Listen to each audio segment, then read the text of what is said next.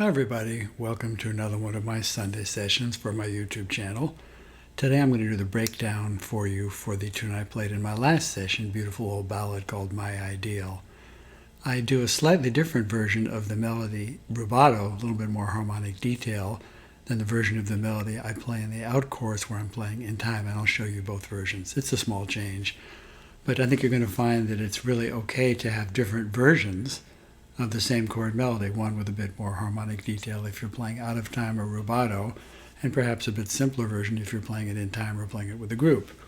So here's the tune. I'm not using too many complicated changes in this arrangement. It's just a beautiful old tune, and I think it lends itself to more basic inversions just because of the nature of the melody. So we're starting with a real basic B flat 13. There's a melody on top. It's just tonic, flat 7, third and 13 on top. Now the melody does this.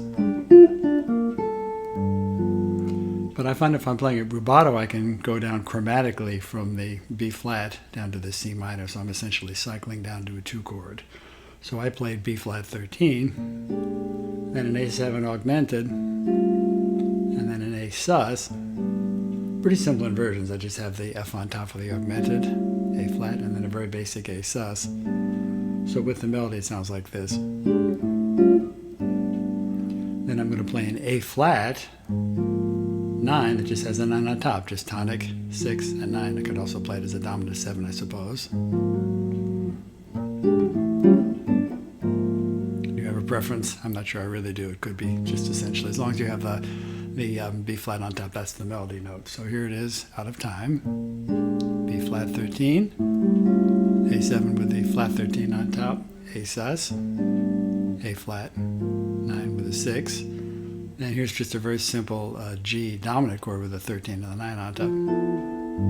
So that opening move is B flat 13, A7 augmented, A sus, A flat 9 with a 13 or the 6, and a G7. So my melody's there, and I'm going to a C minor. If I just would play that as single notes, I might play this as a minor add 9, or even just a very simple basic C minor triad. Then the melody does this. So that's really just A flat 7 to G7. Just using very simple double stops. And now we're playing a 2 dominant. So here's one I like that's a bit of a stretch. So this is the C7 with the major third, flat 5, perfect 5th, and 9 on top. You could also just play a very simple C9 like this if you prefer. But again, out of time, I like this close interval of the major second and then the minor second right next to it.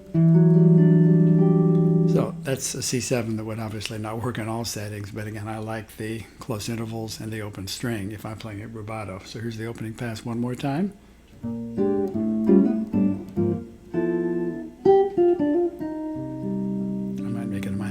By adding the D there up on the 7th fret of the G, and then a couple of single notes, just very simple double stops, spelling out the A flat 7 to the G7.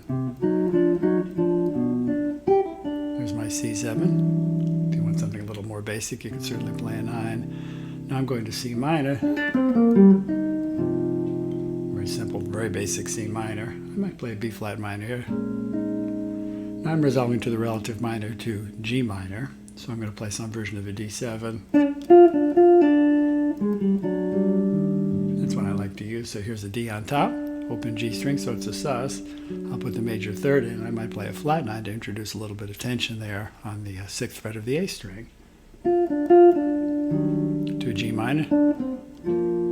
That's one I like sometimes with the 6 and the minor 7 together. You'll notice sometimes if I'm playing complex chords in these arrangements, I'm not trying to move all the notes simultaneously. I might grab the melody note on top or an open string in the bass to allow my hand to get into position for the rest of the chord. So in that case, I'm grabbing the low G first and then filling the rest of the chord. So that's our, let's see where we are. I have to backtrack and think where I am a little bit here. Thank you. Now I'm going to a C7. Melody note is the G on top. Then it's a sharp 2, sharp 5, 2, 5, 1. So this could be, I'm This is just a very basic C sharp minor 9, really a sus with the F sharp on top. So there's an F7, very basic. I could put the 9. Sometimes I'll put the 9 and the flat 9 together. Maybe, maybe not. Sometimes that minor second can work. So again, the opening, let me take you through that opening cadence again. Sorry for that momentary stumble. B flat, 13, A7 augmented, A sus, A flat 9 with a 6, G7 with a 13 and the 9 on top, to a C minor, could be minor 9 or more basic minor, and then A flat 7, G7, very simple double stops, C7, that's a little more complex version with the 3rd and the flat 5, could also be a basic C minor like this or even like this, C minor, this could be a half diminished or just a straight 5, D7. The one I played had the 3rd, the 11 and the flat 9. G minor. This G minor has, I could either play this, or I might make it melodic minor. So in this case I've got 6. I might put the major 7 or the flat 7, either one would work. To a C7, the melody's on top. That's just a C7 with the, I added the 3rd and the 4th together. Here's my sharp 2, 5. To an F7. Now we're back to, this is the second half of the tune. The first part of it is like the initial part of the melody with a slightly different second 8, or the last 8 I should say. Back to the B flat. We can do this all again. This is all the same basically. Here's where it changes. Now I'm going up to the 4. So this could be a very simple E flat major like this, as long as we have the major 7 on top. I sometimes will put the 9. So that's a bit of a stretch. That has the essentially the 9, the 3rd, the 5, and the 7. Straight up A flat 13. Now here's a nice little chromatic section. He's just going down chromatically from a B flat 7. Here's to the A flat 7.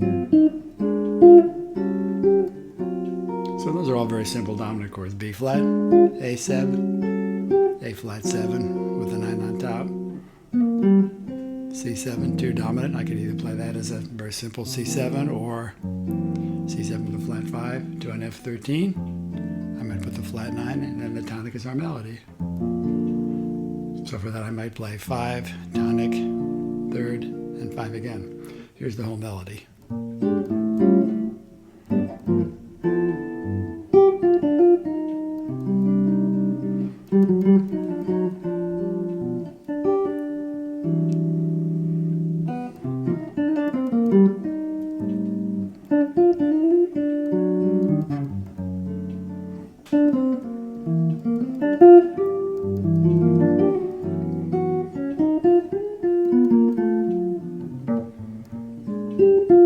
Let's try that again. There we go. That's all the detail.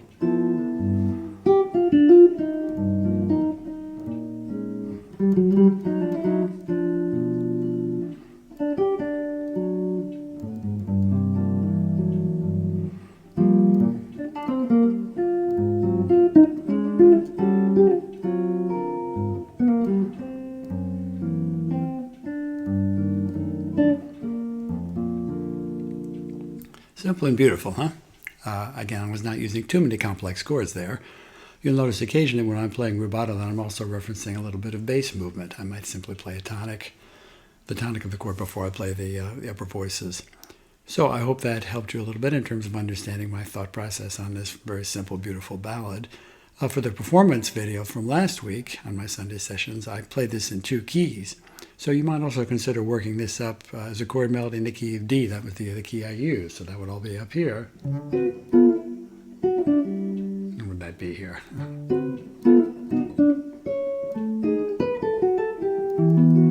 Etc. So Lage Lund liked that key, so I did it with Lage in the key of D about 1.5 years ago in New York with Rogerio Boccato. So if you like this video, please share it, and if you haven't already done so, if you'd consider subscribing to my YouTube channel, that would be great. Take care, everybody. See you soon.